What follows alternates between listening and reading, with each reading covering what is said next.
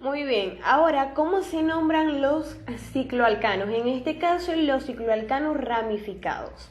Cuando hay ramificaciones en lo que es un cicloalcano, se nombra primero el radical y luego se escribe el nombre del cicloalcano correspondiente. En caso de haber solamente un radical, no es necesario numerar porque se le supone la posición del mismo.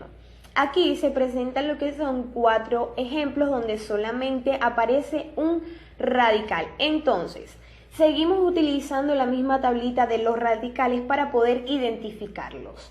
¿Qué hacemos? Ubicamos nuestro radical en la cadena. Tenemos un solo radical que lleva por nombre metil. En este radical debemos ver que la cadena cuántos átomos de carbono tiene. En este caso tiene 1, 2, 3, 4, 5 y 6. Y si nos ubicamos en nuestra ficha, cuando un alcano tiene 6 átomos de carbono sería un hexano, pero en este caso como es un ciclo sería ciclohexano. Entonces la cadena se llamaría nombrando primero lo que sería el radical que es metil y al final se nombra la cadena que es llamada ciclohexano. Entonces este sería el nombre de este compuesto o de este alcano, de este cicloalcano. Aquí tenemos otro ejemplo, también hacemos lo mismo, identificamos el radical que está presente, en este caso tenemos un metil y contamos cuántos átomos de carbono tiene esta cadena cerrada. Tiene 1, 2, 3, 4 y 5 y cuando tiene 5 átomos de carbono es un pentano y como este es una cadena cerrada sería ciclopentano. Para numerarlo escribimos el nombre del radical que sería metil y al final el nombre de la cadena que es un ciclopentano.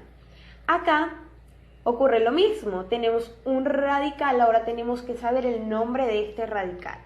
Seleccionamos el radical y ya sabemos que este radical se llama propil y la cadena que es igual a la primera tiene 6 átomos de carbono, entonces sería un ciclohexano. Este último tiene otro radical o solamente un radical y según la tablita es un etil.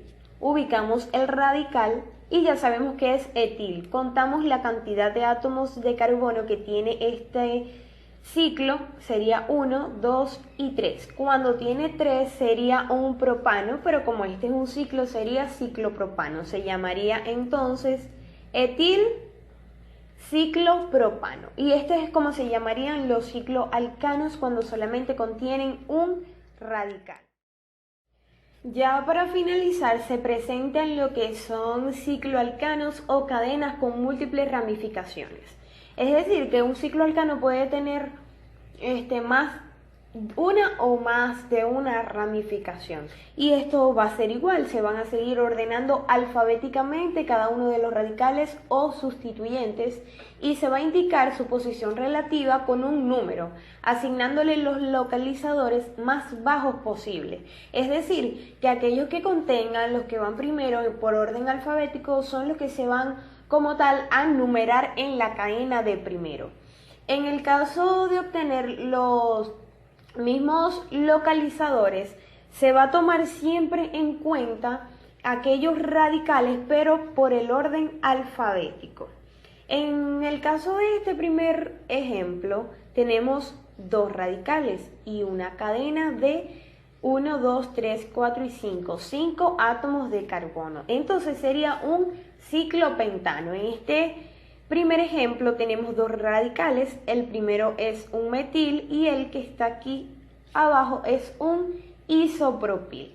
¿Qué pasaría con este o cómo comenzaríamos a enumerar esta cadena? Lo enumeraríamos por aquel radical que primero sea más pesado o que tenga la primera letra por orden alfabético. En el caso del isopropil, la I va antes que la M, entonces se comenzaría a enumerar por este lado y puede ser en el sentido de las agujas del reloj, es decir, así o si no al contrario, de abajo hacia arriba o de arriba hacia abajo. Entonces, si se enumeraría por este lado, quedaría de esta forma: 1, 2, 3, 4 y 5. Y ya para nombrar este compuesto quedaría en que en el 1 tenemos un isopropil, en el 3 tenemos un metil y en general la cadena, como tiene 5 átomos de carbono y es una cadena cerrada, se llamaría ciclopentano. En el caso de este segundo ejemplo haremos lo mismo. Identificamos lo que sería la cantidad de átomos de carbono, en este caso tenemos 6 átomos de carbono, y los radicales. Tenemos 2 radicales, este es el primero y este es el segundo. Entonces, si ubicamos en nuestra tablita, este es un metil y este es un etil, es decir que el etil, por orden alfabético, la E va antes que la M, entonces se comenzaría a numerar por este lado. Quedaría el etil en el número 1 y el metil en el número 2. Quedando así de esta forma, 1, 2, 3, 4, 5 y 6. Para nombrarlo quedaría un etil, 2 metil y el nombre de la cadena que es ciclohexano. Y bueno, estos son los ejercicios de cicloalcanos con múltiples ramificaciones y esto ha sido todo por la clase de hoy.